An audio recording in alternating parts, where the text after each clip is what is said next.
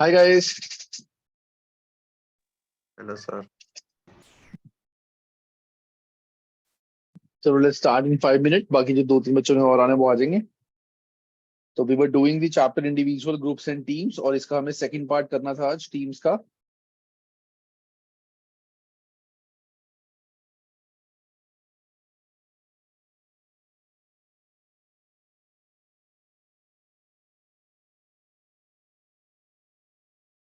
हमें यहाँ से स्टार्ट करना था. टीम्स हमने यहाँ तक कर लिया था. Individual group contribution. आज की क्लास हमारी थोड़ी छोटी होने वाली है क्योंकि हमने सिर्फ टीम्स करना है बस दैट्स इट. और उसके बाद हमारे 4 चैप्टर रह जाएंगे which will be covered in next 4 classes. तो next 4 classes today is Thursday तो सैटरडे नेक्स्ट वीकेंड तक हमारा जो सिलेबस है वो कंप्लीट हो जाएगा. मोस्ट लाइकली नेक्स्ट वीकेंड तक हमारा सिलेबस कंप्लीट हो जाएगा. और बाकी उसके बाद डाउट्स एंड एग्जाम किट सब करेंगे.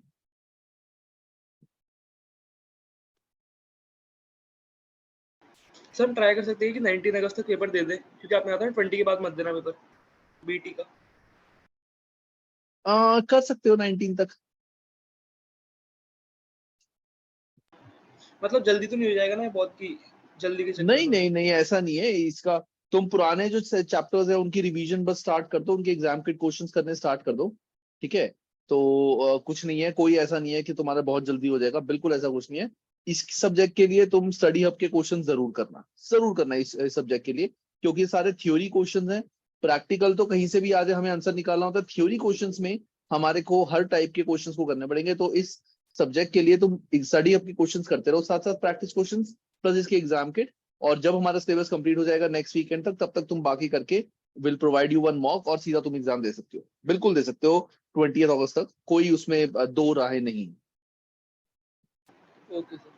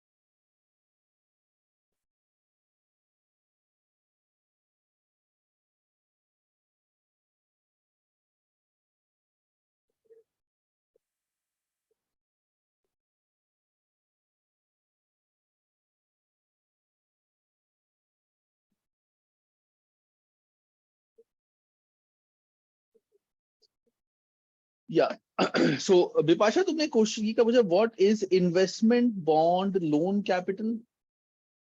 यस ये सर। कहाँ मिला तुम्हें क्वेश्चन? ये क्या टर्म है, ये कहाँ मिला?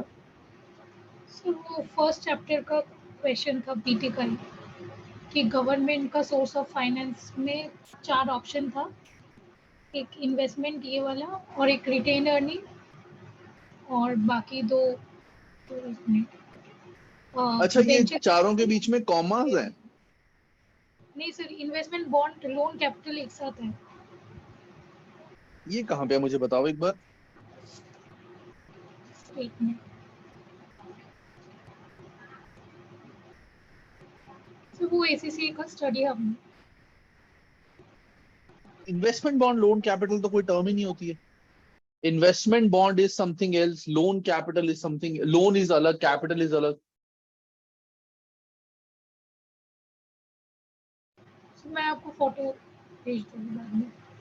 हाँ, मेरे को बाद में भेज देना, मैं चेक करता हूँ। Because investment bond loan capital, ये इनके बीच में वो कॉमा लगाना भूल गए होंगे कि इन्वेस्टमेंट्स होती हैं, बॉन्ड्स होते हैं, लोन होती है एंड कैपिटल होते हैं। ये 4 हो सकते हैं, लेकिन इन्वेस्टमेंट बॉन्ड लोन कैपिटल ये कोई टर्म नहीं होती है। क्योंकि investment is asset, bond is asset और liability, loan liability, capital liability हो, capital is different, loan and capital are already, loan capital कोई टर्म ही नहीं होती।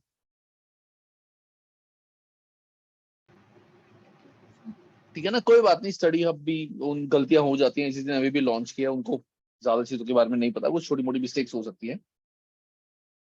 चलो, सो अब हमारा टॉपिक हम स्टार्ट करते हैं गाइस। सो नेक्स्ट पार्ट हमारा आता है टीम्स। आज की क्लास, जैसा कि मैंने बताया, थोड़ी सी छोटी होने वाली है। क्यों? क्योंकि हमने बहुत ज्यादा नहीं पढ़ना, सिर्फ हम इस चैप्टर का जो पेंडिंग पार्ट है वो करेंगे, थोड़ा हल्का रखेंगे अब, और उसके बाद नेक्स्ट जो क्लास होगी उसमें फिर हम अपने एक एक चैप्टर को फिनिश करेंगे। चलो, अब आता है हमारा next topic, that is teams. अब टीम्स क्या होती हैं हमारी? सो टीम्स मैं तुम्हें ऑलरेडी बता चुका हूँ, groups and teams. Teams and group में क्या डिफरेंस होता है? टीम बेसिकली काइंड ऑफ एक टास्क ओरिएंटेड होती है, कि जब लोगों को एक काम दिया जाता है कि सबने मिलके इस काम को इस डेट से पहले पहले फिनिश करना है, उन लोगों को बोला जाता है team. So team is a group of people with complementary skills. Complementary skills का मतलब मैं तुम्हें लास्ट क्लास में बताया था कि वो लोग जिनकी जो स्किल्स होती है वो एक दूसरे की हेल्प करती हैं, who have a common purpose and objective of which they hold themselves accountable, जिसके लिए वो अकाउंटेबल होते हैं। और team is more than a group, ये मैं तुम्हें ऑलरेडी बता दिया था। अब उसके बाद आता है strength of a team working. अगर सारे मिलके काम करते हैं तो उसके स्ट्रेंथ क्या होती है? तो पहला होता है work organisation, type of role work organisation. Teams are particularly well adapted for the following purpose. पहला होता है work organisation, team combine skill of different individuals, teams are a coordinating mechanism, they avoid complex communication between different business function. वो सिर्फ अपनी ही team में काम करते हैं, अपनी टीम से एक दूसरे से बात करते हैं और अपना सारी प्रॉब्लम सॉल्व करती हैं। Control, fear of letting down the team can be a powerful motivator. ये हमने लास्ट क्लास में कर लिया था क्या? Yes sir. हाँ, आई थिंक ये हमने लास्ट क्लास में कर लिया था। सर लिमिटेशन से बाकी है। लिमिटेशंस ऑफ टीम वर्किंग से यहाँ से, ठीक है। So limitations of team working के, टीम वर्किंग के नुकसान क्या है? पहला, team working is not suitable for all jobs. हर जगह पे टीम वर्किंग सूटेबल नहीं होती, काफी जगहों पे इंडिविजुअल को एज इंडिविजुअल काम करना जरूरी होता है, not as a team. Although some managers do not like to admit it, सब मैनेजर्स को नहीं मानते, लेकिन देयर आर सम जॉब्स जिसमें टीम की जरूरत नहीं है, वो इंडिविजुअल ही अपने अकॉर्डिंग काम कर सकता है। जैसे फॉर एग्जाम्पल, मैं इसका बताओ एग्जाम्पल, जैसे हॉस्पिटल में एक डॉक्टर है, उस डॉक्टर को ऑपरेशन करना है, ठीक है? तो अगर मैं 4 डॉक्टर्स की टीम बना दूंगा ऑपरेशन करने के लिए, जबकि करना ऑपरेशन सिर्फ इसने है, इसी डॉक्टर ने ऑपरेशन करना है, हमने 4 डॉक्टर्स की टीम बना दी, तो ये ठीक से काम नहीं कर पाएगा, क्योंकि इसको पता है कि सारा ऑपरेशन इसने करना है, सारी रिस्पॉन्सिबिलिटी इसके ऊपर है।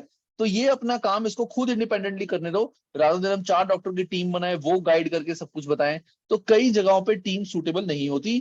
Team should be introduce because it leads to better performance, not because, अच्छा ये भी तो मैंने करा दिया था लास्ट क्लास में गाइस, ये भी मैंने करा दिया था, ये टर्म मुझे अच्छे से याद है, मैंने बताया था it lead to better performance, not because people feel more secure. मैंने लिमिटेशंस करा दिया था, ये करा दिया था, मुझे याद आ गया, यहां से कराना है मैंने। ऑर्गेनाइजिंग टीम वर्क यहां से कराना है। So organising team work, there are 3 basic approaches to organisation of a team work. पहला होता है हमारा मल्टी डिसिप्लिनरी टीम्स। तो मल्टी डिसिप्लिनरी टीम्स क्या होती हैं? These bring together individuals from different departments who each have particular skill or specialist so that knowledge can be pooled। के सारे डिफरेंट जो वो होते हैं हमारे डिफरेंट नॉलेज वाले बंदे, उन सबको कंबाइन करके हम एक टीम बनाते हैं किसी भी एक काम के लिए, कि इसको इस चीज की नॉलेज है, इसको इस चीज की, इसको इस चीज की, इसको इस चीज की, इसको अलग, सारे मिलके हम एक ये काम करते हैं। That is multi disciplinary team.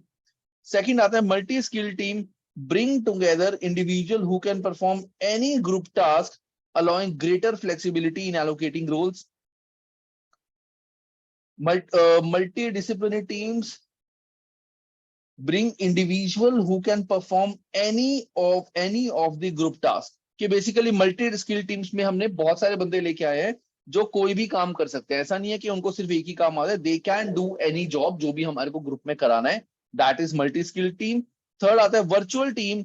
Virtual team bring together individual working in remote locations. मतलब जैसे हम ऑनलाइन जो क्लास कर रहे हैं, that is called virtual class, कि हमारी वर्चुअल क्लास चल रही है, कि मैं तुम्हें वर्चुअली पढ़ा रहा हूँ। That is virtual teams. के आजकल वर्ल्ड वाइड बहुत सारे लोग वर्ल्ड में कहाँ बैठे हैं, कोई कहीं बैठे है, कोई कहीं बैठा है, कोई कहीं बैठा है, और सारे मिलके काम करते हैं। सारे लोग वर्चुअली एक दूसरे से कनेक्टेड रहते हैं। इनका पूरा एक ड्राइव बना होता है, रोज दिन में एक दूसरे से 10 बार बात करते हैं।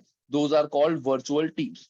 सो bring together individual working in remote location, reproducing the social, collaborative and information sharing aspect of team working using information and communication technology। So these are organizing teamwork। के टीम में किस टाइप के बंदे हो सकते हैं? एक तो होता है वो बंदे जिनकी अलग अलग स्किल्स हैं, एक होता है वो बंदे जो सारे, जैसे एक काम एक बंदा कर सकता है और वही काम 10 बंदे कर सकते हैं, तो हम वो चीज ज्यादा करवा पाएंगे। जैसे घर बनाना है, घर एक आदमी बना सकते हैं, 10 आदमी बना सकते हैं, लेकिन 10 आदमी घर जल्दी बना सकते हैं। That is multi skill team. Multi disciplinary team, हमने घर बनाने के लिए 10 अलग अलग बंदे रखे। एक रखा जो स्पेशलिस्ट है, एक डिजाइनिंग वाला, एक जिसको ये कॉम्बिनेशन करना आता है, एक painter. That is multi disciplinary teams. अब नेक्स्ट आता है हमारा टीम मेंबर रोल्स। ये हमारा थोड़ा सा इंपॉर्टेंट टॉपिक है, और ये जो है ये थोड़ा सा गाइस कंफ्यूजिंग भी है। यस, मैं इसके लिए तुम्हें क्लियरली बता रहा हूं कि जो बेल्बिन टीम रोल्स हमारे हैं ये थोड़े से कंफ्यूजिंग है। तो मैं तुम्हारे को, तुमने क्या करना, भी एक कॉपी साथ में रखनी है।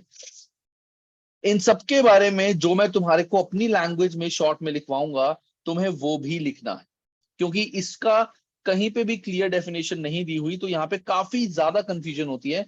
तो I try to make it as easy for you. ठीक है, तो बेल्बिन टीम रोल, बेल्बिन ने क्या कहा कि मेड्रिच बेल्बिन characterize successful mix of team roles in the effective team as follows। कि एक टीम में टोटल इतने बंदे होने चाहिए, एक टीम में टोटल इतने बंदे होने चाहिए कि एक बंदा प्लांट होना चाहिए। दैट एक होते हैं हमारे आइडियाज, एक होता है पीपल, एक होता है टास्क। एक होता है जो बंदा सिर्फ उसको आइडियाज निकालने आता हो, वो काम ना करता हो लेकिन उसको आइडियाज बहुत ज्यादा आते हो। एक होता है जो लोगों का ध्यान रखे, टीम वर्कर हो, जैसे मैनेजर टाइप। एक होता है टास्क, जो बंदा काम करने वाला हो। तो ऐसे ही इसने काफी सारे बंदे बताए हैं, plant, monitor evaluator, chairman, resource investigator, team worker, expert, shaper, company worker, complete finisher. तो हमें इन सब के बारे में थोड़ा सा डिटेल में पढ़ना है। तो मैं ये खोलता हूं,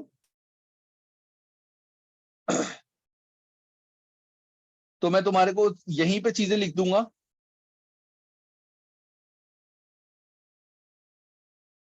तो वो तुम अपनी कॉपी में भी लिख देना। तो सबसे पहला जो हमारा पर्सन आता है गाइस, दैट इज प्लांट। सबसे पहला हमारा पर्सन आता है प्लांट। सो प्लांट बेसिकली कौन होता है? Plant is creative, imaginative and unorthodox, solve difficult problem. So plant is a person जो इंटेलेक्चुअली उसको नॉलेज होती है, इंटेलेक्चुअली उसको बहुत नॉलेज होती है, और वो बहुत इमेजिनेटिव होता है, उसको बहुत सारे आइडियाज आते हैं, बट वो एक्चुअली बहुत ज्यादा काम नहीं करता। ही don't do lot of work but he has lot of ideas. So plant basically कौन पर्सन होगा? Plant is creative, imaginative, unorthodox, solve difficult problems, has ideas, but he don't work. कि उसके पास आइडियाज तो हैं बट वो काम नहीं करता, वो आइडियाज ही लेके आता है. He is more into ideas लेके आओ, इनोवेशन करो, इस चीज में वो ज्यादा है.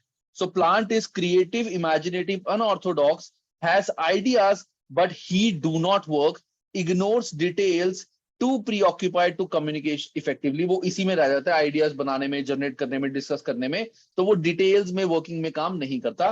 That is a plant. तो ऐसा नहीं है कि एक टीम में ये सारे बंदे होने चाहिए, नहीं, ऐसा नहीं है.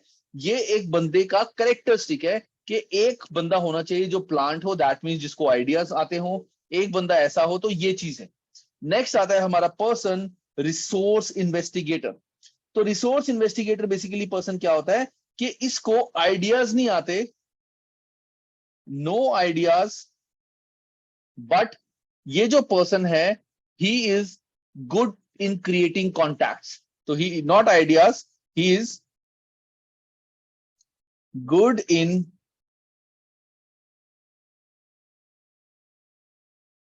Creating contacts. कि उसको एक, he is good in creating contacts, के कॉन्टैक्ट दूसरी टीम से बनाने में, आउटसाइडर से बनाने में, उसमें he is very interested.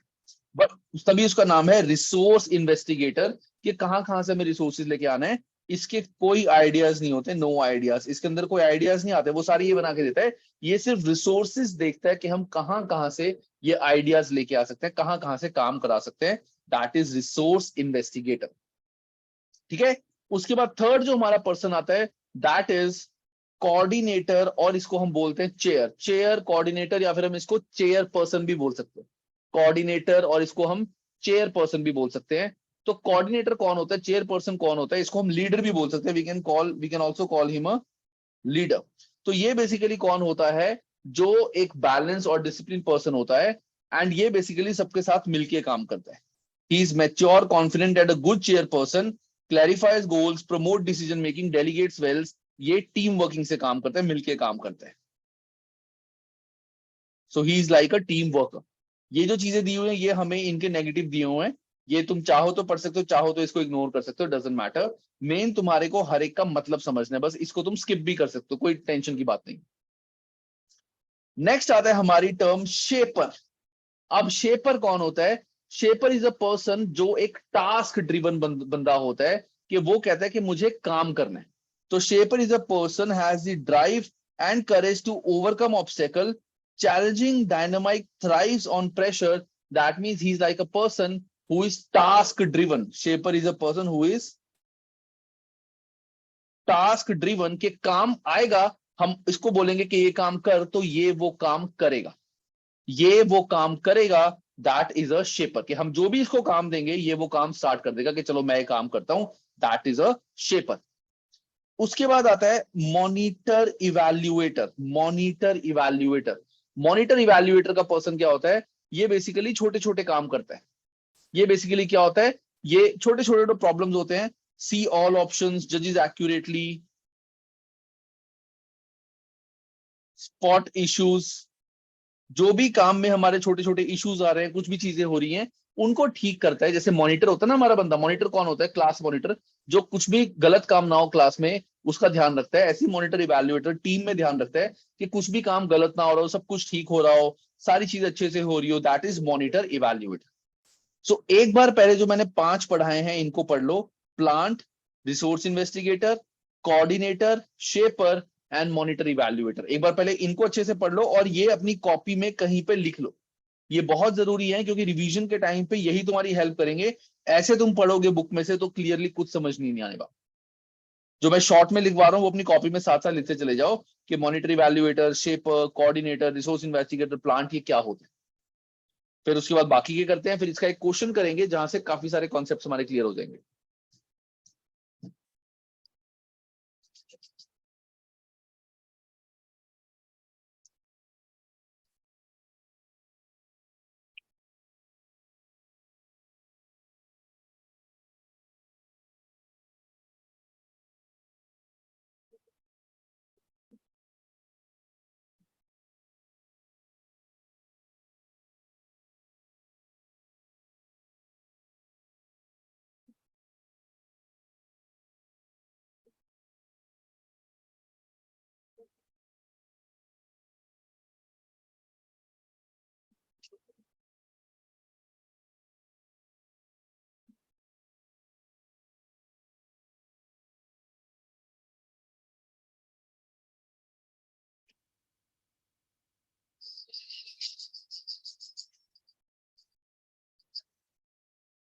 Guys just 1 second, मेरे को एक कॉल आ रहा है। हाँ,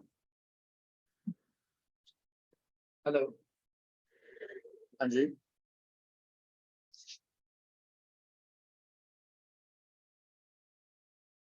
किस रिगार्डिंग? हाँ।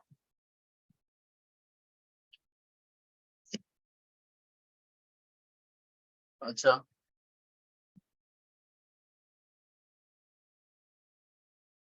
तो मैं अपने एडमिन का नंबर तुम्हें दे देता हूँ, तुम उससे बात कर लेना, वो तुम्हें सारा गाइड कर देगा। हाँ, जो इसी कोर्स तुमने क्लासेस लेनी है इसलिए।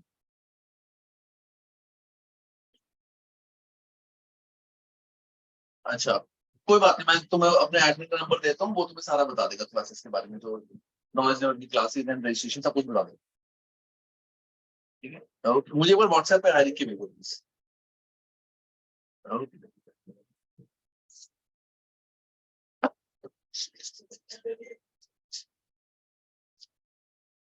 हो गया guys? Yes sir. Yes sir. चलो, अब नेक्स्ट आता है हमारा team worker. So team worker basically कौन होता है? Team worker is a person, जैसे मॉनिटर जो होता है वो काम का ध्यान रखता है कि काम में इश्यूज ना हो, काम ठीक से हो। टीम वर्कर ध्यान रखता है कि पूरी टीम मिलके काम करे। Team worker is concern with the maintenance in the teams. तो टीम वर्कर इज मेंटेन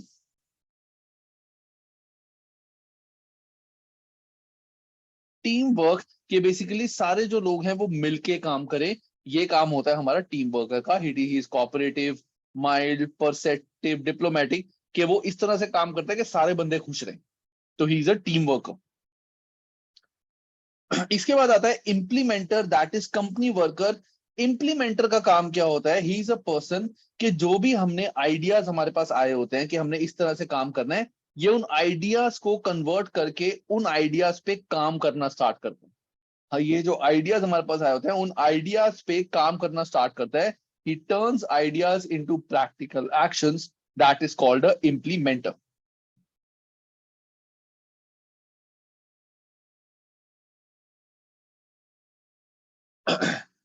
उसके बाद आता है हमारा कंप्लीट फिनिशर। अब कंप्लीट फिनिशर क्या होता है?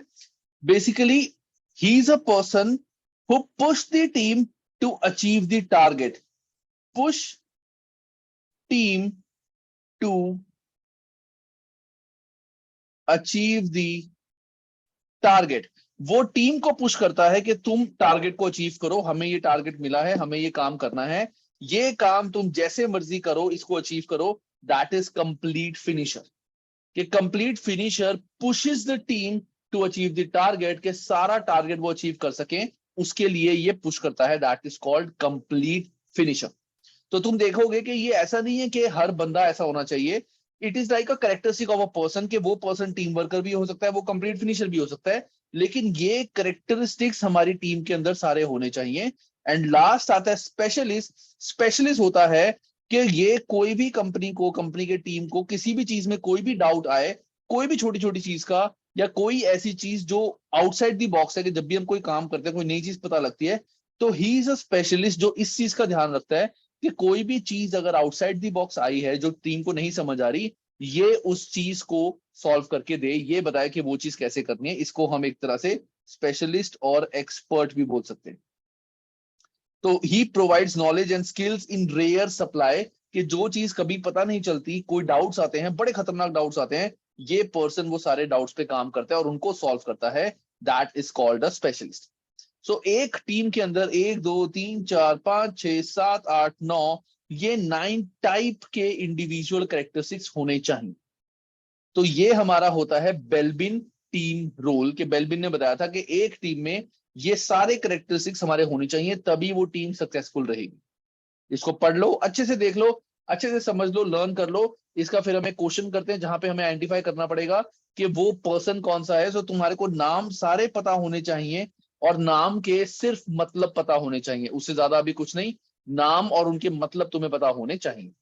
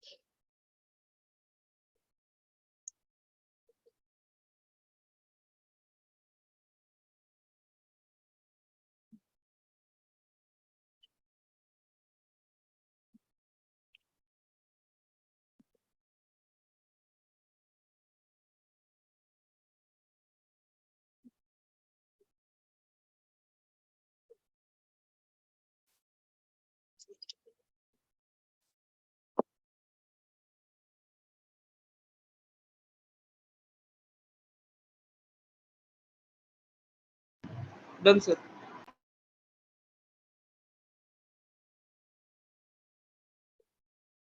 बाकी सारे बच्चे बताओ।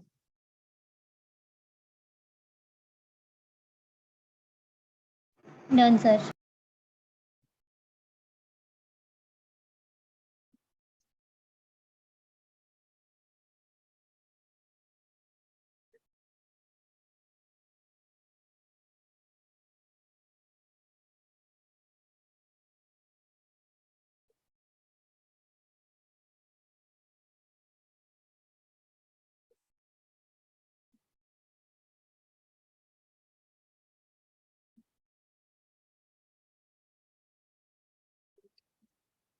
चलो अब हम बढ़ते हैं आगे।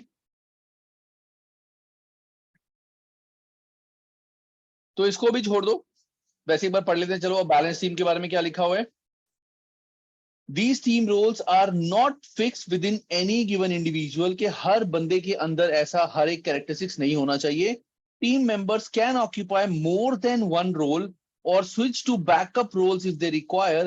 Hence, there is no requirement for every team to have 9 members, के 9 members होना जरूरी नहीं है, चाहे 4 members हो, लेकिन 4 member के ये सारे कैरेक्टरिस्टिक्स होने चाहिए।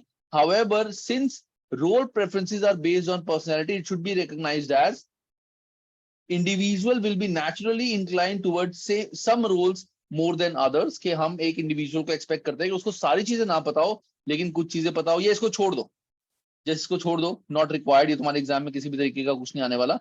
एक क्वेश्चन है, हम ये करते हैं।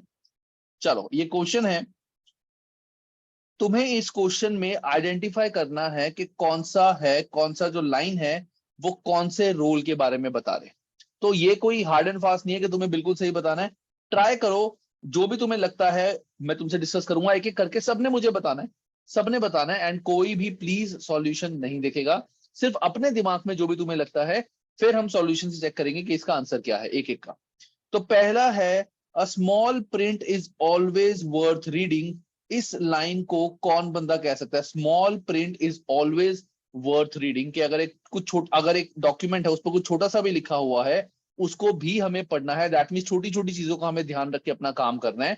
इसका लाइन का मतलब है छोटी छोटी चीजों का ध्यान रख के हमें अपना काम करना है। तो ये कौन बंदा बोल सकता है, बताओ। Sir monitor. मॉनिटर एक evaluator, monitor evaluator, Resource investigator. Resource investigator तो नहीं बोल सकता। रिसोर्स इन्वेस्टिगेटर तो होता है जो रिसोर्सेज ढूंढ के लाता है।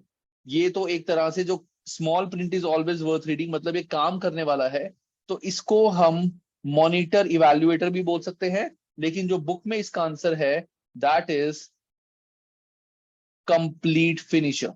कोई घबराने की जरूरत नहीं, मैंने बताया था अगर गलत भी होगा डोंट वरी, एग्जाम में इस टाइप के क्वेश्चन ऐसे नहीं आते, बट ये just to check your skills है। ये कंप्लीट फिनिशर के इस पर्सन का काम क्या होता है, इसका काम होता है ये चेक करना कि कोई भी छोटी मोटी चीज ना रह जाए। वो पुश करता है टीम को कि सारा काम फिनिश करो, हर तरीके से अपना काम फिनिश करो, कोई छोटी छोटी चीज भी नहीं रहनी चाहिए। ये उस सेंस में समझाने की कोशिश कर, ठीक है। नेक्स्ट आता है let's get down to task in hand. चलो अब हम काम करते हैं, ये कौन बोलेगा? शेपर। अब यहां पे दो ऑप्शन आ सकते हैं हमारे, एक आ सकता है शेपर और एक आ सकता है हमारा इंप्लीमेंटर। देखा जाए तो दोनों का काम सेम ही था। शेपर और इंप्लीमेंटर जो थे दोनों का काम एक तरह से शेप ही था ना। शेपर भी क्या होता था? टास्क ड्रिवन पर्सन जो कहता था कि काम करना है, और इंप्लीमेंटर भी होता था कि हमें काम करना है। बट यहाँ पे हम इसको मोर इम्प्लीमेंट, आइडियाज को प्रैक्टिकल में कन्वर्ट करते थे ना। हाँ वही आ गया ना, let's get down to task in hand, कि जो आइडियाज हमारे हैं लेट्स गेट डाउन और अब इन आइडियाज पे काम करते हैं। Let's get down to task in hand मतलब कि जो हमें टास्क मिला है चलो उस टास्क को करते हैं, उन आइडियाज को अब काम करना स्टार्ट करते हैं। तो इसका मोर आंसर जो होगा that is towards implementer not shaper. इसका आंसर कंप्लीट फिनिशर भी हो सकता था। क्या चीज? इसका आंसर कंप्लीट फिनिशर नहीं, कंप्लीट फिनिशर होता है जिसका काम होता है ये ध्यान रखना कि काम पूरा फिनिश हो, हमारे टारगेट्स पूरे अचीव हो, हमें काम करना है। Let's get down to the task in hand, कि अब काम करना है हमें, कंप्लीट फिनिशर काम नहीं करता है, वो टीम को पुश करता है कि तुम अपना काम कंप्लीट करो। इसमें ये नहीं लिखा हुआ काम कंप्लीट करना है, ये तो काम स्टार्ट करने के बारे में बोला गया। Let's get down to the task in hand, के जो हमें काम मिला है उस पे काम स्टार्ट करते हैं, that's why it is implementer. ठीक है। Third is in your job you never stop learning, ये कौन करता है?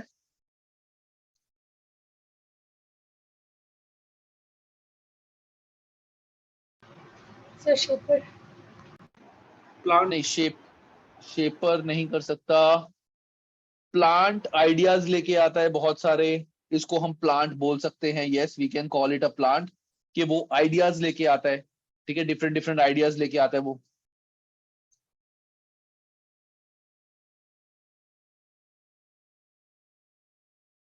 बट ये चीज और फोर्थ पॉइंट देखा जाए तो फोर्थ पॉइंट भी बिल्कुल इसी की तरह है। Without continuous innovation there is no survival. तो प्लांट ही वो बंदा होता है जो इनोवेट करता है, नए नए आइडियाज लेके आता है। और यहाँ पे 9 है तो सारे डिफरेंट रोल्स हैं। सो प्लांट हमारा यहां ज्यादा सस्टिफाई हो रहा है, प्लांट मुझे यहां ज्यादा लग रहा है। इन your job you never stop learning, चलो इसको भी छोड़ते हैं। हम ये मान रहे हैं कि सब में अलग अलग चीजें आएंगी, सब में अलग अलग आएंगी। प्लांट तो डेफिनेटली मुझे ये लग रहा है without continuous innovation there is no survival, कि नए नए आइडियाज लेके आना है, इनोवेट करता रहना है, तो ये काम प्लांट का होता है। Fifth, surely we can exploit that, ये होता है हमारा, मैं थोड़ी हेल्प कर देता हूं, that is resource investigator. Surely we can exploit that, कि हाँ हम वो चीज भी एक्सप्लॉइट कर सकते हैं। मैं उससे बात करता हूं, मैं देखता हूं कि वो काम कैसे हो सकता है, वो एरिया भी एक्सप्लॉइट करते हैं कि उसमें काम हो सकता है कि नहीं हो सकता। That is his resource investigator, केवल रिसोर्स देख रहा है कि ठीक से हो सकता है कि नहीं हो सकता। Sixth, when going gets tough, क्या चीज? 6 एक्सपर्ट नहीं, 6 हमारा एक्सपर्ट, यस सर एक्सपर्ट हमारा था specialist. When going gets tough, the tough gets going. इसका आंसर मुझे भी एक्सपर्ट लग रहा है, लेकिन पीछे इसका आंसर इन्होंने शेपर दिया हुआ है। शेपर का बेसिकली इन्होंने काम दिया हुआ है, इन्होंने शेपर के बारे में बोला गया है कि जो भी काम हम उसको देते हैं, जो भी टफ काम होता है, तो शेपर और इम्प्लीमेंटर में हम क्या चीज लर्न कर सकते हैं? इम्प्लीमेंटर होता है जो काम करता है, शेपर होता है कि डिफिकल्ट काम को ये इजीली करता है। ये तुम इस तरीके से लर्न कर सकते हो, क्योंकि क्वेश्चंस करके ही हमें समझ आता है। इम्प्लीमेंटर इज द पर्सन जो काम करता है, कि जो आइडियाज थे अब उसको कन्वर्ट करो काम में, काम स्टार्ट कर दो। और शेपर इज द पर्सन कि अगर काम डिफिकल्ट हो रहा है तो ये इनिशिएटिव लेके उस काम को करता है, कि डिफिकल्ट काम है कोई बात नहीं, मैं जैसे मर्जी इस काम को अचीव करूंगा। इनिशिएटिव लेता है, कॉन्फिडेंट होता है, तो वो है होता पर्सन हमारा shaper. Seventh, it I was very interested in your point of view, कि मैं तुम्हारे पॉइंट ऑफ व्यू में भी बहुत इंटरेस्टेड हूं। ये कौन करेगा? हमारा टीम वर्कर, जो मिलके काम करता है। It is team worker. Has anyone else got anything to add this? Specialist नहीं, ये बोलेगा चेयर पर्सन होते ना, कि किसी और को कुछ बोलना है। लाइन सुनो ना, लाइन क्या है? Has anyone got anything to add this, कि किसी और को कुछ बोलना है या इसको हम फाइनल करें। ये कौन काम करता है? चेयरमैन। चेयरमैन यानी कोऑर्डिनेटर।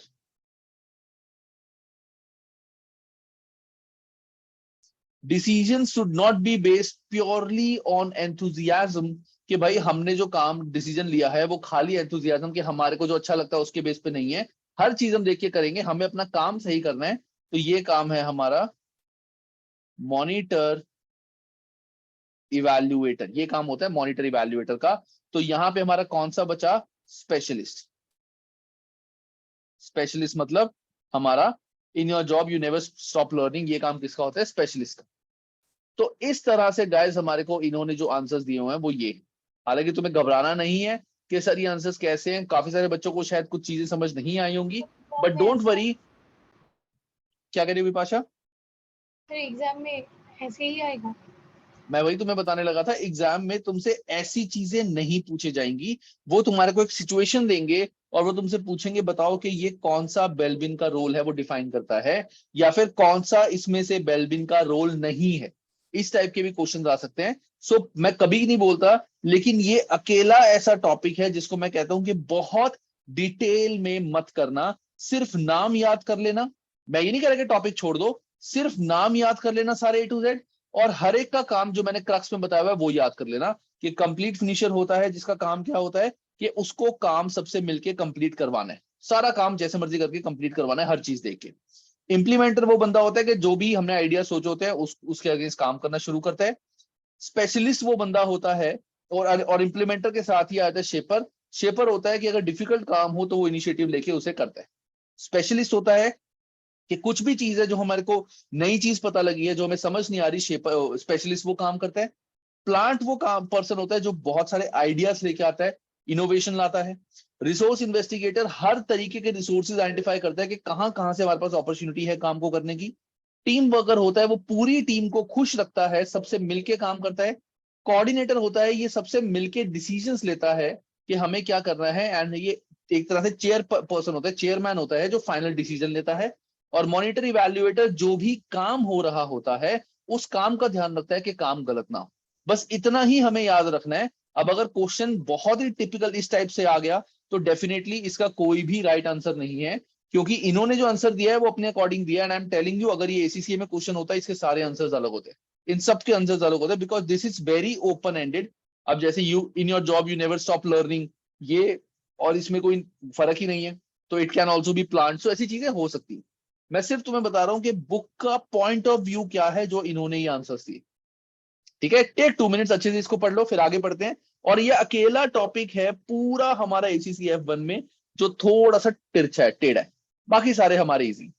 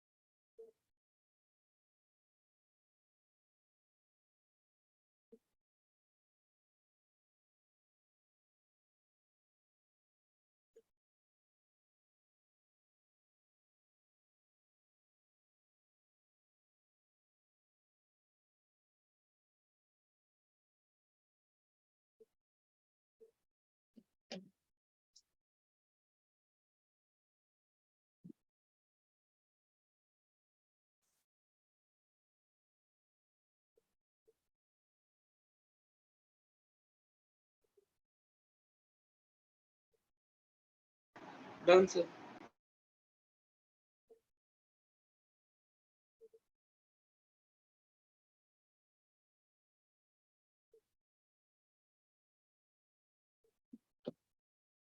बाकी बच्चे बताओ, Alia, Bipasha, Ravi. Yes, sir, done. चलो अब पढ़ते हैं हम आगे। अब नेक्स्ट आता है हमारा टीम डेवलपमेंट। टीम डेवलपमेंट का बेसिकली है मतलब कि टीम हमारी बनती कैसे है, how a team is formed, a team is created. So ये हमारा पर्सन, ये जो बता रहा है टकमैन, इसने बता रहा है how a team is created और फॉर्म, कि एक टीम बनती कैसे है, वो चीज हमारी टकमैन स्टेजेस में आएगा। ठीक है, चलो। सो सबसे पहला स्टेज हमारा जो होता है guys, that is forming. There are basically 6 stage, but अभी हम फर्स्ट स्टेज की 4 स्टेज की बात करते हैं। पहला आता है हमारा फॉर्मिंग। फॉर्मिंग का मतलब, जैसे मैं तुम्हारे को एक बात बताता हूं, जैसे तुम एक प्लान कर रहे हो अपना गली क्रिकेट, यू आर प्लानिंग कि हम गली क्रिकेट खेलते हैं। गली क्रिकेट खेलने के लिए तुम्हारे पास टोटल लेट्स से 20 बंदे आ गए, 20 बंदे आ गए। अब 20 बंदे तुम्हारे आने शुरू हुए हैं। तुमने कहा 2 टीम बनेगी, टीम ए और टीम बी। तो तुम आपस में लड़ते हो ना कि ये बंदा इस टीम में जाएगा, ये बंदा इस टीम में जाएगा। तो सबसे पहले 20 बंदे इकट्ठे हुए हैं क्रिकेट खेलने के लिए, that is called forming. Team is just coming together, each member wishes to impress their personality on the group. हर आदमी चाहता है कि मैं इंप्रेस करूं सबको, कि मैं बहुत अच्छा बैट्समैन हूं, मैंने इतने रन बनाए हैं, मैं बहुत अच्छा बॉलर हूं, मैं फील्डिंग बहुत अच्छी करता हूं, मैं विकेट कीपर बहुत अच्छा हूं। Individuals will be trying to find out about each other, सबके बारे में वो जानते हैं, and about the aims and norms of the team, कि हमारा पूरा aim क्या है। there will at this stage probably a wariness about introducing new ideas, कि सारे इस समय नए नए आइडियाज लेके आएंगे, कैसे कैसे हम क्या क्या कर सकते हैं, कौन क्या कर सकता है। The objectives being pursued may yet be unclear, लेकिन अभी ऑब्जेक्टिव क्लियर नहीं है कि कौन बंदा कौन सी क्रिकेट टीम में जाएगा, ए में जाएगा या बी में जाएगा। अ लीडर में not yet have been emerge, क्योंकि कोई कैप्टन अभी तक बना नहीं। अभी सिर्फ हम फॉर्मिंग स्टेज पे हैं कि टीम बना रहे हैं, सिर्फ हम सारे अभी इकट्ठे हुए। नेक्स्ट आता है हमारा स्टॉर्मिंग। स्टॉर्मिंग का मतलब क्या है? अब आपस में लड़ाइयां शुरू हो रही हैं, ये उसमें जाएगा, ये मेरी टीम में जाएगा, नहीं ये मेरी टीम में जाएगा, यार तेरी टीम में सारे अच्छे बैट्समैन आ गए, मेरी टीम में कोई बैट्समैन नहीं है, मुझे भी चाहिए, मेरी टीम में कैप्टन ये नहीं होना चाहिए, वो होना चाहिए। ऐसे इनके बीच में लड़ाई होगी। ऐसे ही जब हम एक कंपनी में टीम बनाएंगे तो उनके बीच में बहस होगी कि नहीं ये सीनियर क्यों है, ये जूनियर क्यों है, ये टीम लीडर नहीं है, वो है, ये इनकी बहस होगी। Frequently involves more or less in open conflicts between the team members. There may be changing agreed on the original objective, procedures and norms established in the group. There may be changes agreed in the original objective, procedure and norms established for the group, कि हमने जिस purpose के लिए team बनाई थी, हो सकता है हम वो पर्पस भी चेंज कर दें, क्योंकि यहाँ पे टीम की बहस हो रही है कि हमने सोचा था कि हम अपनी टीम में ऐसे बंदे रखेंगे, लेकिन अब हमें चेंज करना पड़ा है, हम कुछ और करेंगे। तो यहाँ पे टीम के ऑब्जेक्टिव भी चेंज हो सकते हैं, क्योंकि यहाँ डिस्कशन चल रही है। If a team is developing successfully, this may be a fruitful phase as more realistic targets can be set and trust between the group members is increases, कि आपस में डिस्कशन चल रही है, कौन सी टीम में आएगा, कौन क्या करेगा, किसको क्या रोल मिलना चाहिए, ये नहीं मैं ये काम नहीं करूंगा, मैं दूसरा काम करूंगा, मुझे ये नहीं करना, मुझे वो करना है, हम एक काम क्यों नहीं करते, हम कुछ और करते हैं, हम क्रिकेट की जगह फुटबॉल खेलते हैं। तो ऐसे करके हम यहाँ पे स्टॉर्मिंग में डिस्कशन करते हैं, कॉन्फ्लिक्ट्स होते हैं यहाँ पे। जब ये सारी चीजें हो जाती है तब आता है हमारा स्टेज नॉर्मिंग। नॉर्मिंग मतलब अब चीजें नॉर्म हो रही हैं, चीजें सेटल डाउन हो रही हैं, सारे लोग अपने अपने काम में एग्री कर रहे हैं, ठीक है अब हम ये काम करेंगे, मतलब अब हम ये काम कर सकते हैं। There will be an agreement about the work sharing, individual requirements, expectation of the output, norms and procedures जो हैं वो हमने यहाँ पे बना दिए कि कैसे कैसे काम करना है। देन आता है परफॉर्मिंग। परफॉर्मिंग मतलब हमने जो भी टीम हुआ था, जो भी टीम बनी थी, उसके अकॉर्डिंग हमने खेलना स्टार्ट कर दिया, क्रिकेट या फुटबॉल स्टार्ट कर दिया। The team sets to work to execute its task. The difficulties of growth and development no longer hinder the group objective, कि क्योंकि अब हमें कोई चक्कर नहीं, अब सारे मिलके काम कर रहे हैं, हम टीम वर्क कर रहे हैं, दैट इज परफॉर्मिंग। तो पहला है फॉर्मिंग के टीम एक साथ हुई है, अब वो डिस्कशन हो रही है, बहस हो रही है, अब चीजें सेटल डाउन हो रही हैं और अब वो अपना काम स्टार्ट कर रहे हैं। देन आता है हमारा डॉर्मिंग। डॉर्मिंग मतलब अब जब ग्रुप ने अपना काम करना शुरू कर दिया है, तो अब धीरे धीरे हमारा जो टास्क है वो जब कंप्लीट होने शुरू हो गए हैं, अब लोग जो हैं वो कह रहे हैं कि नहीं यार हमें इस टीम से निकलना है, हमें कुछ और करना है, हम इस टीम में पक चुके हैं, बहुत खेल लिया cricket. So that is stage dorming. Once group has been performing well for some time, it may get complacent and fall back to self maintenance function at the expense of the task. कि अब लोग क्या करेंगे कि यार ठीक है यार, मैं क्रिकेट खेल रहा था, मैं फील्डर हूं, चल यार मेरे को वहां कर दे, मेरे से मैं थक गया, बहुत ज्यादा थक गया, मेरे को नहीं खेला जा रहा, मेरे को वहां बैठा दे जहां पे अब ज्यादा बॉल नहीं आती।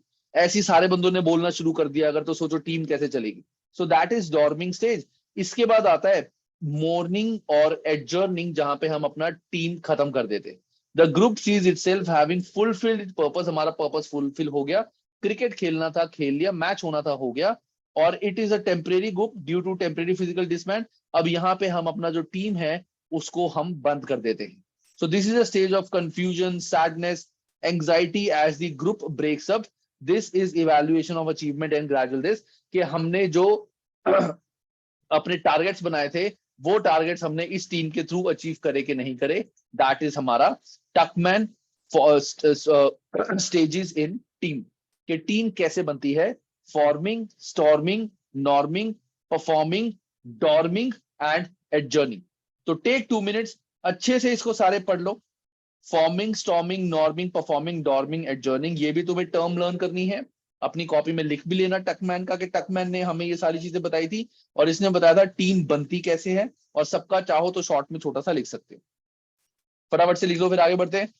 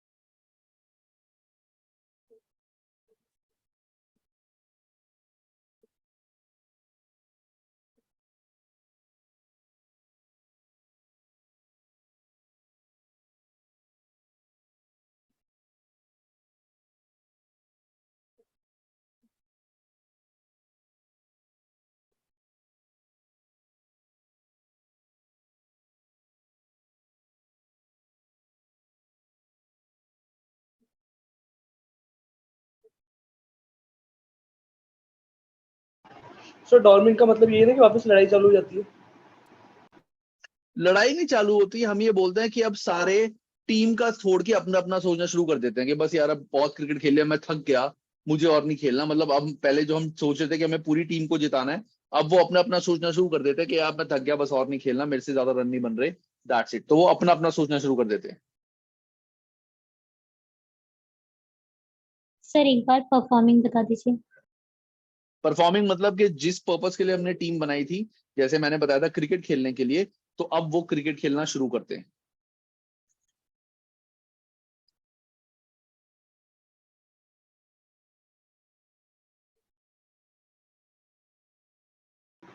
Done sir.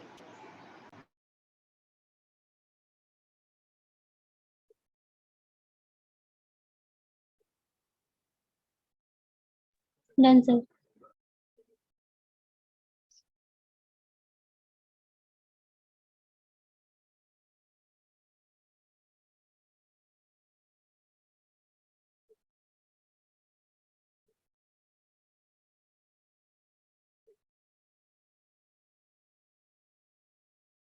क्लियर है गाइस सबको?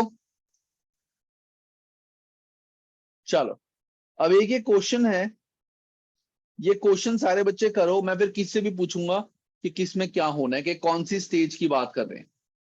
जो हमारी स्टेज होती है वो याद रखना, हमारी एक होती है forming, storming, norming, performing, dorming and एडजर्निंग।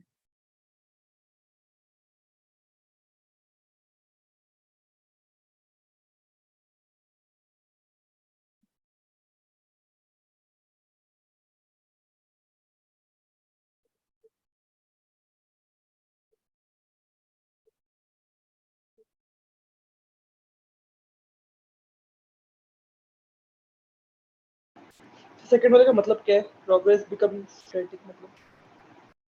Progress become static मतलब कि अब हमारी जो प्रोग्रेस है वो पहुंच चुकी है, स्टैटिक हो चुकी है, अब हम और ज्यादा प्रोग्रेस नहीं कर सकते, अब हम थकना शुरू हो गए हैं।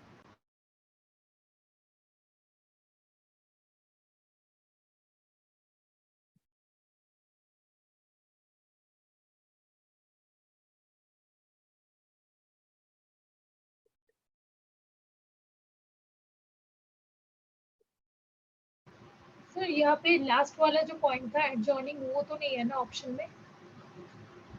एडजर्निंग जो यहाँ पे हमें ऑप्शंस दिए हैं उसमें एडजर्निंग कहीं नहीं आएगा। हाँ,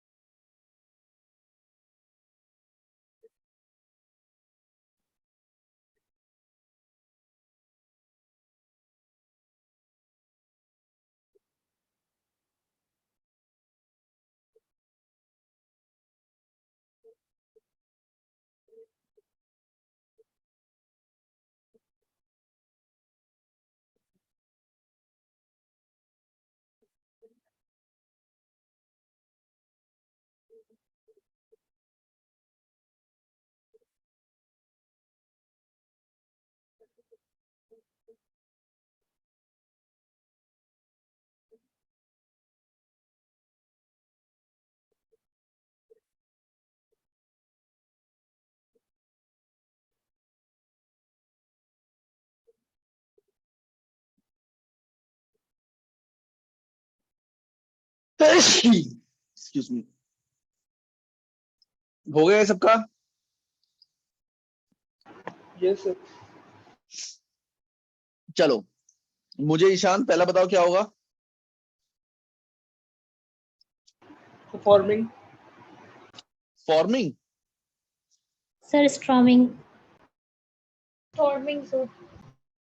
पहला जो है that is storming, two of the groups arguing as whose idea is the best. अभी स्टॉर्मिंग चल रही है, इनके बीच में लड़ाइयां चल रही। प्रोग्रेस बिकम स्टैटिक, ये आ जाएगा हमारा डॉर्मिंग, कि अब स्टैटिक प्रोग्रेस होगी, अब सारे बस अब निकलना चाहते हैं धीरे धीरे। Desired outputs are being achieve, जो हमने आउटपुट सोचे थे वो अचीव हो रही है, that is performing. Shy members of the group not participate, that is forming, कि फॉर्मिंग का टाइम चल रहा है हमारा, कि जो शाय मेंबर है वो ग्रुप में पार्टिसिपेट ही नहीं करना चाहते, ठीक है, उनको ग्रुप से बाहर निकाल दो। Activities being allocated, that is norming, कि अब नॉर्मिंग स्टेज आ चुकी है, अब सबको चीजें नॉर्म होती जा रही हैं, सबको अपनी अपनी एक्टिविटीज दी जा रही है कि तुमने ये काम करना है। तो these are the 6 stages, but यहाँ पे इन्होंने 5 स्टेजेस वाला क्वेश्चन पूछा हुआ है। सारे देखो समझो, कोई भी डाउट है मुझसे प्लीज पूछो।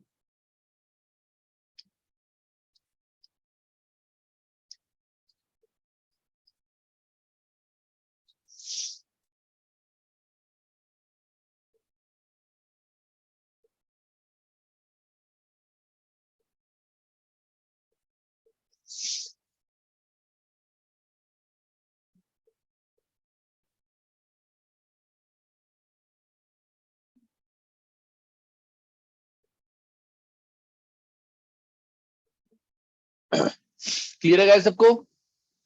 Yes sir. Yes sir. चलो अब आता है नेक्स्ट इज हमारा टीम बिल्डिंग। अब टीम बिल्डिंग बेसिकली क्या होता है? In the previous section we suggested that teams have natural evolutionary life cycle, जो हमने पढ़ा था, norming, storming and all, and that 4 stages can be identified.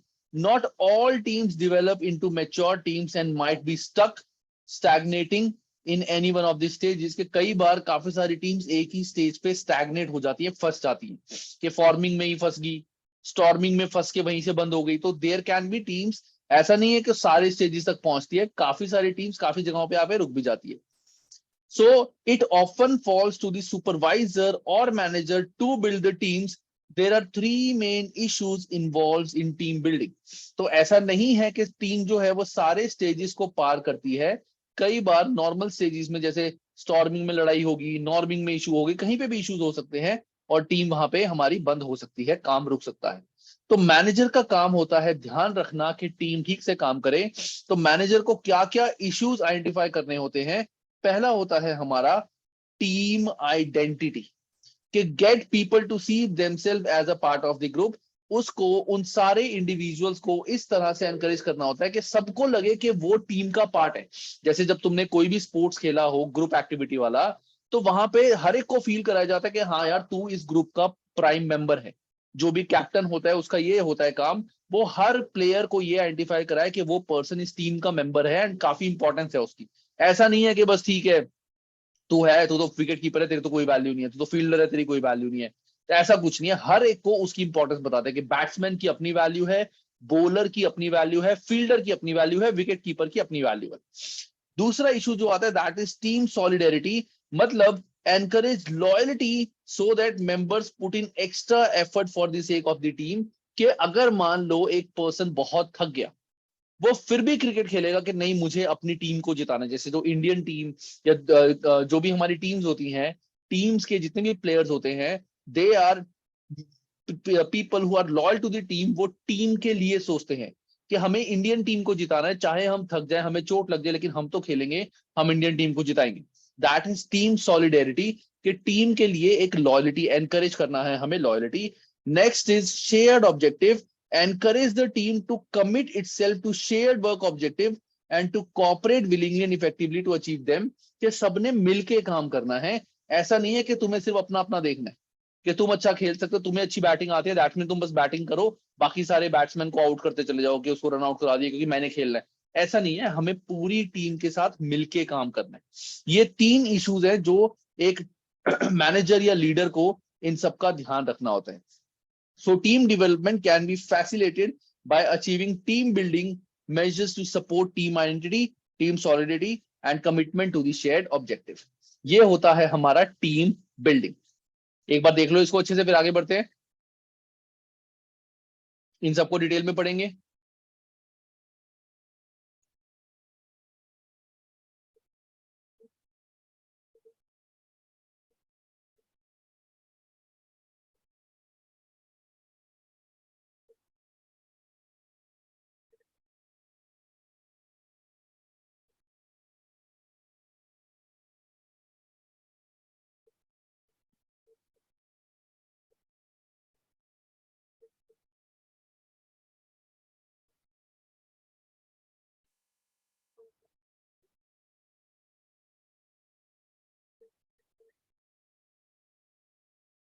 पढ़ लिया guys?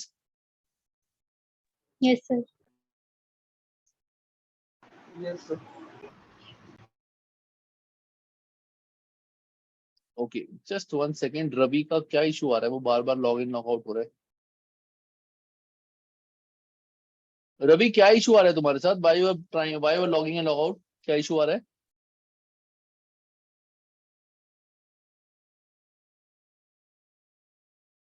Ravi, can you hear me?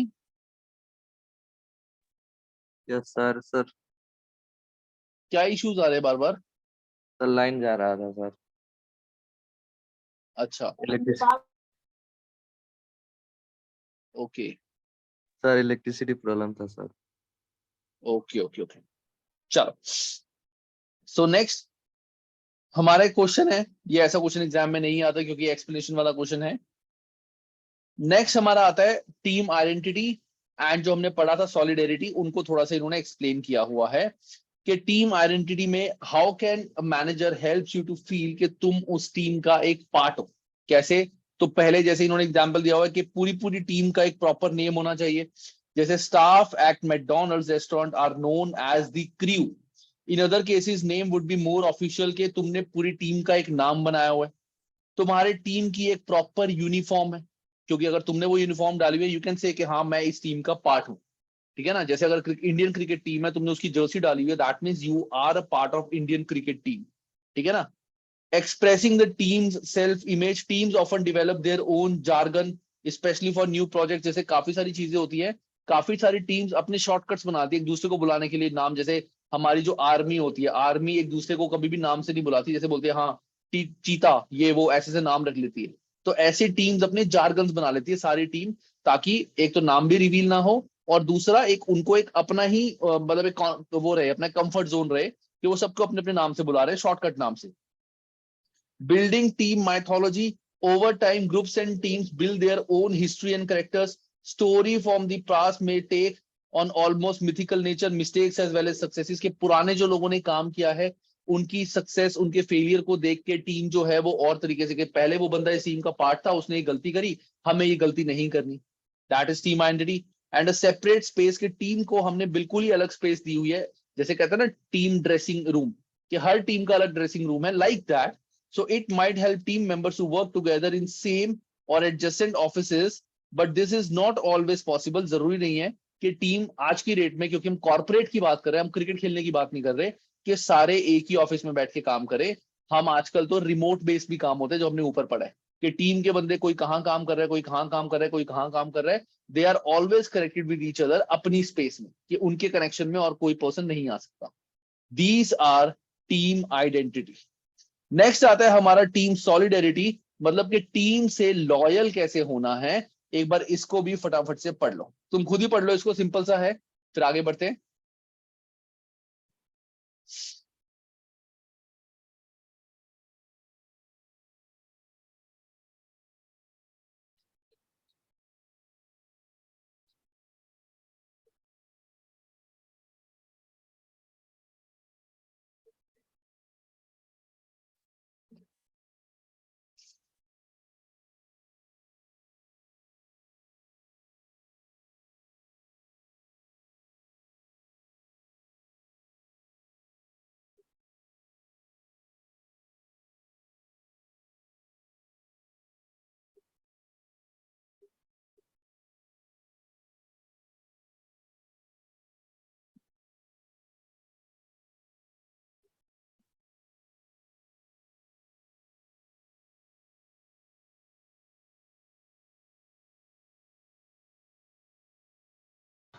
Done sir.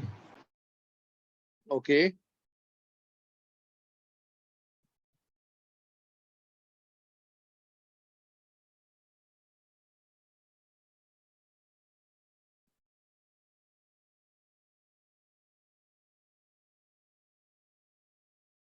Done, sir. Okay, चलो I am giving you 7 to 8 minutes break, fresh वगैरह हो जाओ, फिर हम will move to the next part और इस चैप्टर को क्लोज कर देंगे। सर वो क्वेश्चन मैं आपको व्हाट्सएप में भेज दूँ? मुझे क्वेश्चन व्हाट्सएप पे भेज दो, मैं चेक करता हूँ।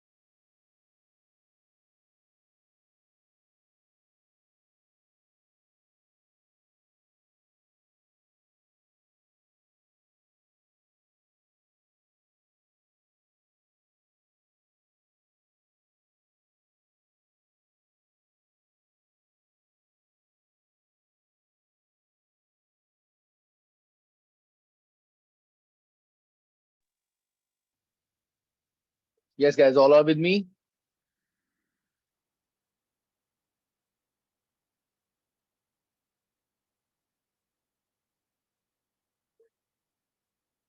Guys, yes sir. चलो अब आता है हमारे चैप्टर का लास्ट पार्ट। बस मैक्सिमम 15 मिनट्स और ये चैप्टर हमारा कंप्लीट हो जाएगा।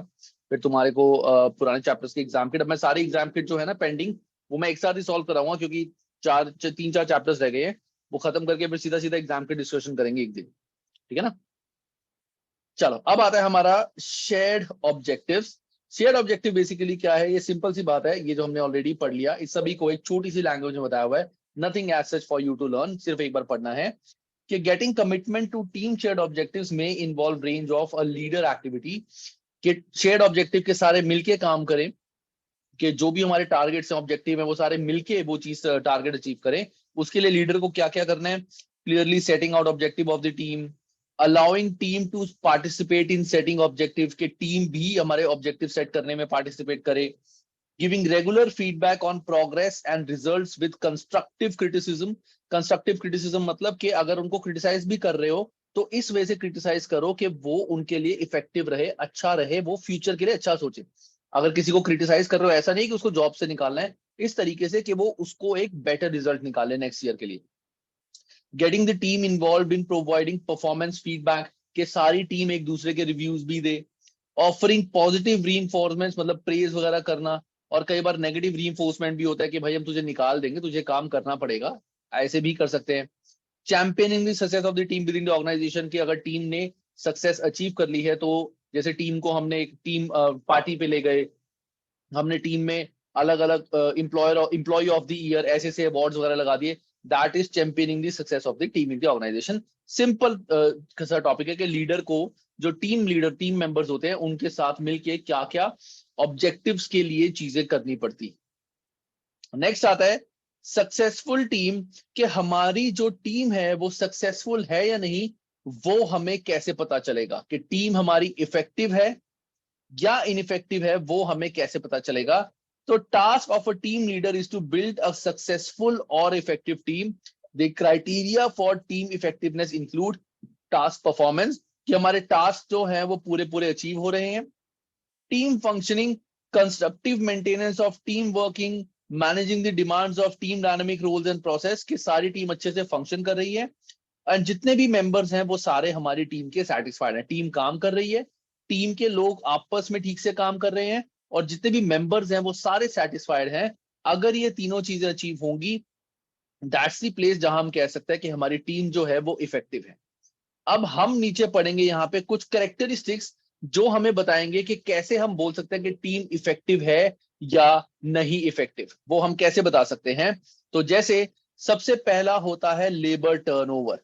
लेबर टर्नओवर का मतलब क्या होता है, कितने लोग हमारी कंपनी छोड़ के जा रहे हैं, कितने लोग हमारी कंपनी छोड़ के जा रहे हैं। ये तुमने लेबर के चैप्टर में भी पढ़ा होगा, लेबर टर्नओवर, कि लेबर टर्नओवर मतलब कितने लोग हमारी कंपनी छोड़ के जा रहे हैं और उसकी जगह पे हमें नए लोगों को हायर करना पड़ रहा है।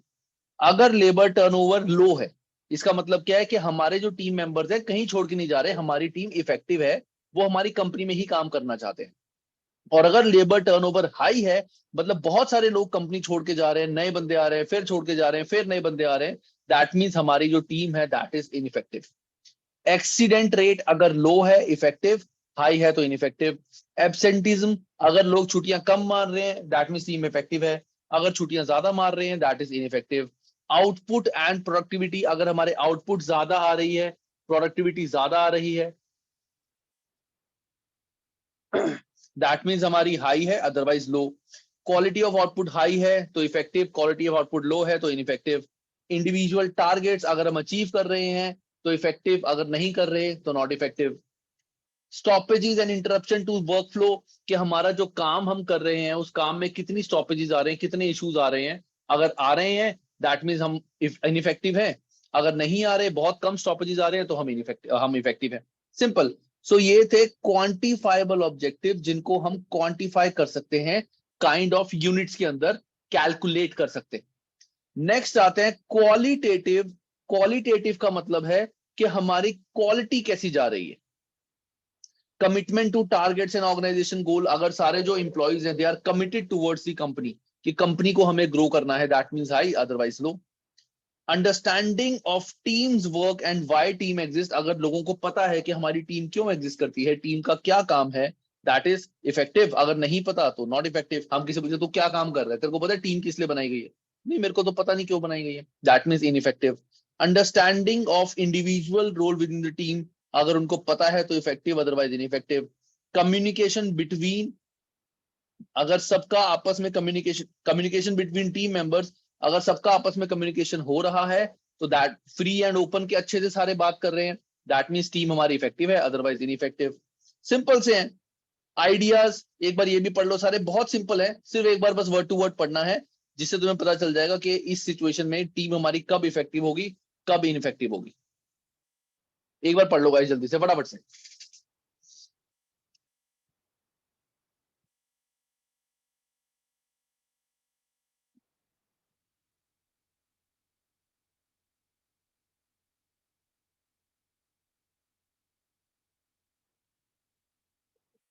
सर एक बार फीडबैक वाला बता दो। फीडबैक, कंस्ट्रक्टिव क्रिटिसिज्म, कि अगर हम जो फीडबैक दे रहे हैं, जो क्रिटिसिज्म हम कर रहे हैं, वो कंस्ट्रक्टिव क्रिटिसिज्म है, कि इस तरह से उनको क्रिटिसाइज कर रहे हैं कि वो और आगे अच्छे से काम करें, कि क्रिटिसिज्म उनको मिल रहा है लेकिन वो कंस्ट्रक्टिव है कि वो और अच्छे से काम करें, एक तरह से पॉजिटिव क्रिटिसिज्म उनको मिल रहा है, दैट इज इफेक्टिव टीम। लेकिन अगर हम उनको ऐसे बोल रहे हैं कि भाई तेरे को तो हम तभी देंगे अगर तू इतने चीजें बनाएगा, ये करेगा, तब तेरे को इतने पैसे मिलेंगे, अदरवाइज नहीं मिलते, पॉइंट बेसिस पे काम हो रहा है कि जिसके ज्यादा पॉइंट्स को ज्यादा पैसे मिलेंगे, that is a ineffective team. क्योंकि हम पूरी ऑर्गेनाइजेशन की बात नहीं कर रहे, हम टीम की बात कर रहे हैं। तो टीम में अगर हमने पॉइंट स्कोरिंग कर ली, दैट मींस वो हमारी टीम ठीक नहीं है, सारे मिलके काम नहीं कर रहे, कुछ ज्यादा अच्छा काम कर रहे हैं, कुछ बेकार काम कर रहे हैं।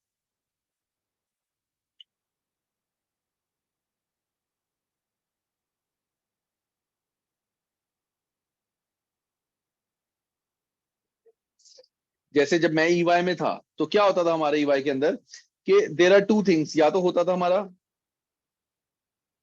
एक सेकंड गाइस, तो या तो क्या होता था हमारे को ईयर एंड में हमारे को जो हमने काम किया उसके बारे में समझाया जाता था कि तुमने ये काम करा है, ये ऐसे करा है, ये ऐसे कर सकते थे, इसको और अच्छे से करो और बेटर करो, दैट इज कंस्ट्रक्टिव क्रिटिसिज्म। लेकिन मैंने क्या बोल दिया, भाई तुमने ये काम करा, तुम्हारे तो इतने पॉइंट्स पे आता है, हमारे 5 स्टार था कि जो का काम करेगा, तुम तो 3 स्टार में आ दो तो तुम्हारे को बोनस नहीं मिलेगा, दैट इज पॉइंट स्कोरिंग।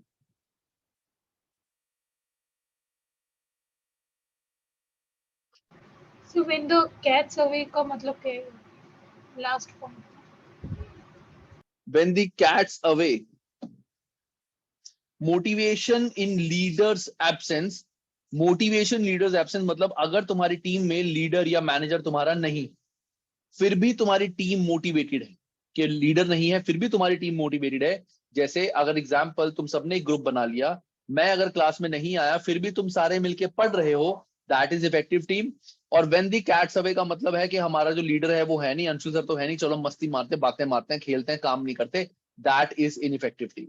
कि लीडर अगर हमारा है और हम काम कर रहे हैं वो अलग बात है, लीडर नहीं है तब अगर हम काम करेंगे तो we will be considered as effective team. अगर लीडर नहीं है और हम सारे काम ही नहीं कर रहे, मस्ती मार रहे हैं, दैट इज इनइफेक्टिव टीम।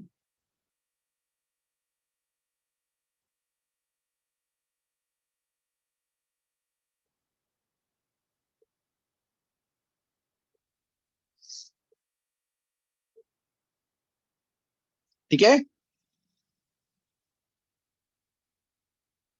अब आता है guys next part, last part of this chapter, that is rewarding effective team. कि अगर टीम हमारी इफेक्टिव है तो हमें टीम को रिवॉर्ड भी करना चाहिए, क्योंकि अगर टीम इफेक्टिव है, टीम ने अच्छे से काम किया, इंप्लॉइज ने बहुत अच्छे से काम किया और ऑर्गेनाइजेशन ने बहुत पैसे कमा लिए, तो भाई टीम, जो टीम के मेंबर्स हैं उनको भी तो कुछ बेनिफिट मिलना चाहिए ना। और नॉर्मली जितने भी मेंबर्स होते हैं, तुम जितनी मर्जी ट्रॉफीज उनको दे दो, जो मर्जी दे दो, ultimately is the money that matters.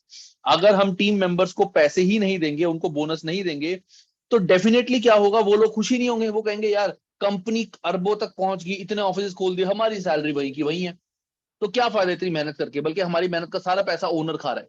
तो वो चीज नहीं होनी चाहिए, that is rewarding effective teams. अब जैसे एक स्टोरी है, छोटी सी स्टोरी क्या है, एक छोटा सा एक किस्सा है, शायद तुमने सुना हो या नहीं सुना हो। एक बंदा था, उसके पास एक फरारी थी, फरारी कार थी, ठीक है।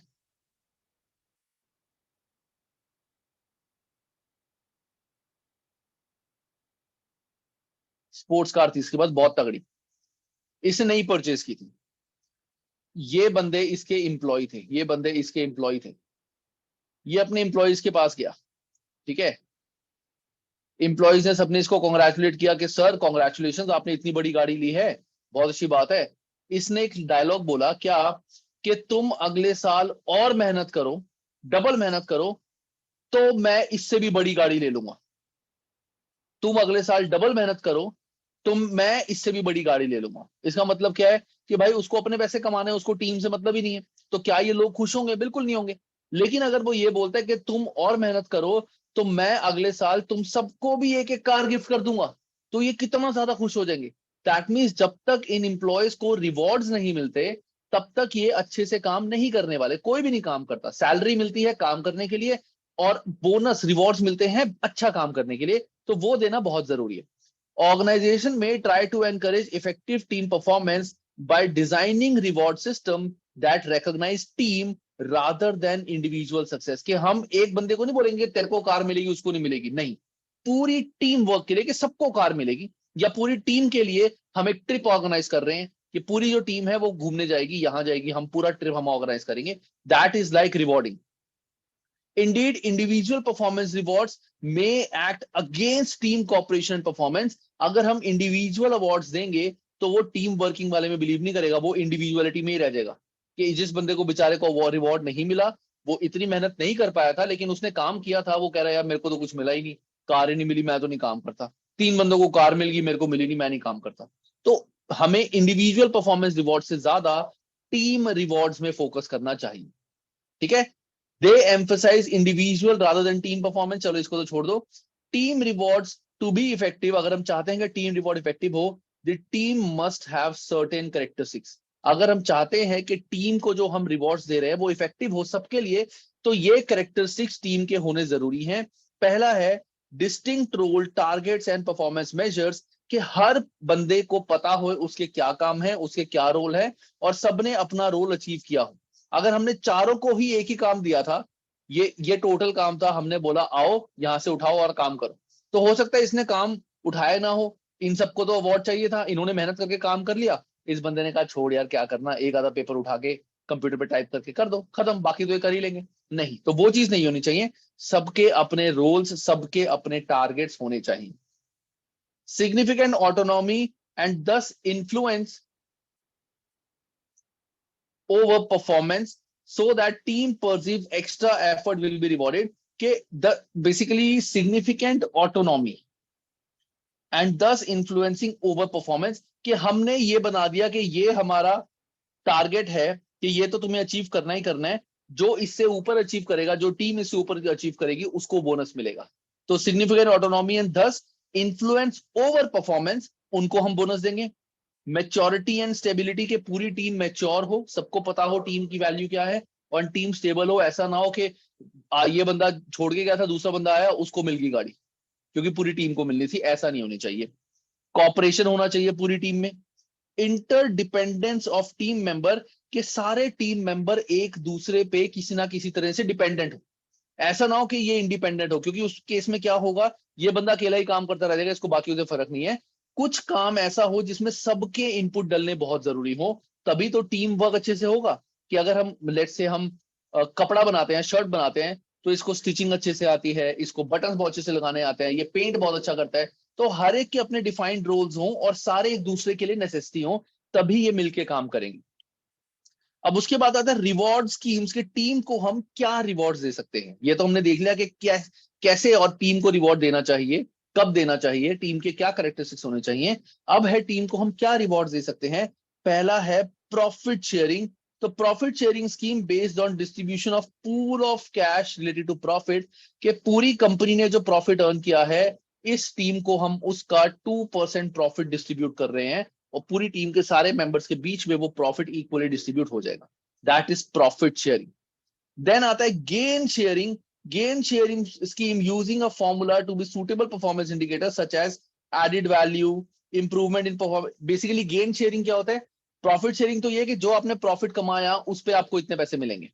गेन शेयरिंग का मतलब होता है कि आपका ये टारगेट था, आपने अपना टारगेट इतना कर लिया, मतलब आपने जो अपना टारगेट है वो इतना अचीव कर लिया, ओवर अचीव कर लिया, तो इस ओवर अचीवमेंट के लिए हम आपको पैसे दे रहे हैं, हम आपको बोनस दे रहे हैं, that is gain sharing. Using the formula to a suitable performance indicator such as added value, कि तुमने जो एक्स्ट्रा काम किया है, तुमने जो अपने टारगेट्स ओवर अचीव कर लिए हैं, उसके लिए हम तुम्हें बोनस दे रहे हैं, that is called gain sharing. Next आता है इंप्लॉय शेयर ऑप्शन स्कीम। यहां पे क्या होता है? इंप्लॉइज को एक ऑप्शन दिया जाता है, एक ऑप्शन दिया जाता है कि वो कंपनी के शेयर्स परचेज कर सकते हैं। इंप्लॉय शेयर ऑप्शन स्कीम का मतलब क्या होता है? इंप्लॉइज आर गिवन ऑप्शन कि they can by shares of a company at an attractive price. और आज की डेट में this is the best option जो काफी सारी कंपनीज फॉलो कर रही हैं, क्योंकि यहाँ पे कैश तो देना ही नहीं है, ठीक है ना, कैश तो देना ही नहीं है। कंपनी क्या करती है? एम्प्लॉयज को बोलती है कि मार्केट में जो हमारा शेयर है वो ₹100 का, या हमारे लेट से $100 का एक शेयर है। तुम अगर हमारी कंपनी में ईसॉप पूल कह सकते हो, ईसॉप पूल कह सकते हो। एम्प्लॉय स्टॉक ऑप्शन पूल ही होता है, ईसॉप ऑप्शन ही होता है, employee share option, employee stock option. कि हमने उनको बोला कि हम आपको ये शेयर, एक ऑप्शन है कि $70 का आप एक शेयर बाय कर सकते हो। यू हैव एन ऑप्शन कि आप ये शेयर $70 का बाय कर सकते हो। कुछ टर्म्स एंड कंडीशन होती है कि फॉर नेक्स्ट 5 इयर्स आप ये शेयर सेल नहीं कर सकते, क्योंकि कल को बंदा शेयर 70 का लेगा, सीधा 100 का बेच देगा, तो आप 5 साल तक शेयर सेल नहीं कर सकते। कुछ टर्म्स एंड कंडीशन होती है। लेकिन इंप्लॉइज इसमें भी खुश हो जाते हैं कि यार हमें तो सीधा सीधा $30 का फायदा हो रहा है, तो जितनी हमारी कैपेसिटी उतने हम शेयर्स ले लेते हैं, जो इनको बोला जाता है, that is employee share option. आज की डेट में कंपनी बहुत सारे अपने डायरेक्टर्स या जो भी टॉप लेवल के बंदे होते हैं, डायरेक्टर्स, उन सबको शेयर ऑप्शन दिए जाते हैं। उसका रीजन क्या है? कि जब उनके पास शेयर्स भी होंगे तो वो अपना फायदा, डायरेक्टर्स अपनी सैलरी ना दे के कंपनी के बारे में भी सोचेंगे, क्योंकि कंपनी के वो शेयर होल्डर भी बन गए, और अगर वो कंपनी का भला करेंगे, कंपनी में ज्यादा प्रॉफिट्स आएंगे, तो उनके शेयर की वैल्यू भी बढ़ेगी, तो वो अपने से ज्यादा कंपनी का भी सोचेंगे। तो ये एक बेस्ट ऑप्शन है, that is employee share option. और इसी के साथ हमारा जो चैप्टर रहेगा इज इंडिविजुअल एंड टीम्स, ये खत्म होता है। क्लियर है गाइस सबको? Yes sir. चलो अब हम नेक्स्ट क्लास में नेक्स्ट चैप्टर से करेंगे। मैं एक बार देख लेता हूँ नेक्स्ट चैप्टर हमारा कितना कितना है। मोटिवेशन, जस्ट तुम्हें वैसे ही दिखा रहा हूं ताकि तुम ही मोटिवेट हो जाओ कि मोटिवेशन में हमें क्या क्या पढ़ना है। मैस्लो नीड हायरार्की थ्योरी सारे बच्चों ने पढ़ी हुई है। ओके, उसके बाद क्या क्या है? हर्ट्जबर्ग 2 फैक्टर, ये भी आसान है, इसमें कुछ नहीं है। ये हमारी थ्योरी एक्स थ्योरी वाई आती है। रिवॉर्ड इंसेंटिव, ये जो तुमने पढ़ा हुआ है सेम वही चीज है, रिवॉर्ड इंसेंटिव 12th में। उसके बाद हमारा ये रिवॉर्ड्स, सब कुछ रिवॉर्ड्स पे, ग्रुप बोनस, प्रॉफिट शेयरिंग, जो हमने पढ़ा है सारा कुछ यही है। चलो ये तो बड़ा छोटा सा चैप्टर है, मोटिवेटिंग, गुड। उसका नेक्स्ट चैप्टर हमारा कौन सा है?